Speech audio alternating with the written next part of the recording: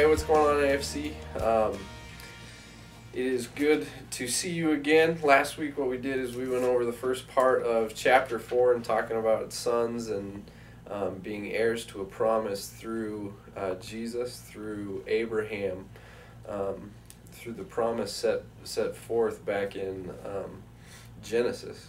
And this week what we're going to be doing is we're going to be going over the last part of chapter 5, so there's some spots in there that you need to read through and fill yourself in on.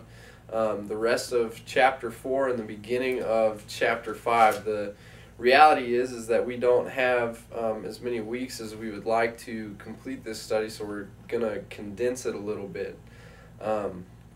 And so what we're doing today is we're gonna go through a very popular section of this letter, and it's talking about walking by the Spirit and what that means, and then also walking by the flesh. So hopefully we will be able to see those two things and to identify them and then to talk about them later.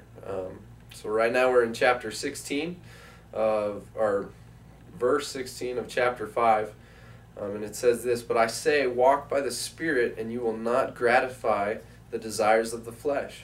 For the desires of the flesh are against the Spirit, and the desires of the Spirit are against the flesh.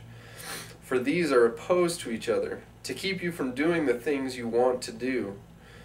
But if you are led by the Spirit, you are not under the law." And so we need to stop there, and what Paul is kind of painting is this battle that goes on within you, that you have a flesh and you have a spirit, and they're at war. So the flesh wants one thing; it wants the things of this world, the immoral things, and Paul will point those out. And then the spirit wants something entirely different. It wants you to know God. It wants you to seek after God, and it wants you to show Him in His glory to the rest of the world. And so the more that we feed our flesh, the stronger our flesh gets, and the more that we feed our spirit, the stronger our spirit gets.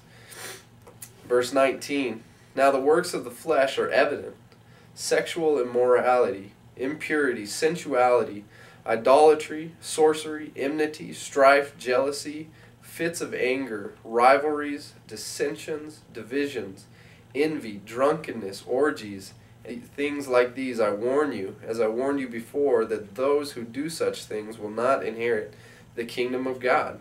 And so Paul has just outlined what the flesh is and what how it manifests itself, and those are the things of the flesh. And one of the discussion questions this week is, what are the things of the flesh that you struggle with? And how can you begin to combat those? How can you begin to fight those things in your daily walk? And after the flesh, Paul will paint the picture of the Spirit and what it looks like, and it comes in verse 22. "But the fruit of the Spirit is love, joy, peace, patience, kindness, goodness, faithfulness, gentleness, self-control. Against such things there is no law. And those who belong to Christ have crucified the flesh with its passion and desires." And so there's the other side, the Spirit side of things that Paul paints. And so the other discussion question this week is, what are some of the fruits of the Spirit that you're good at, that you have been gifted with? And then how can you, one, be aware of those things, and two, be aware of the things that you're not good at, and begin to work those out within your life.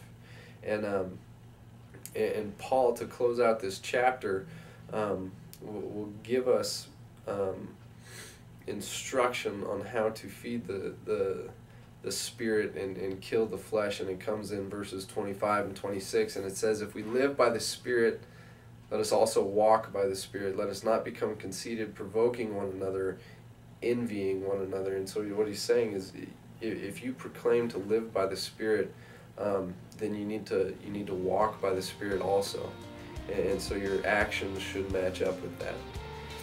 Hope you guys have a great week. Peace.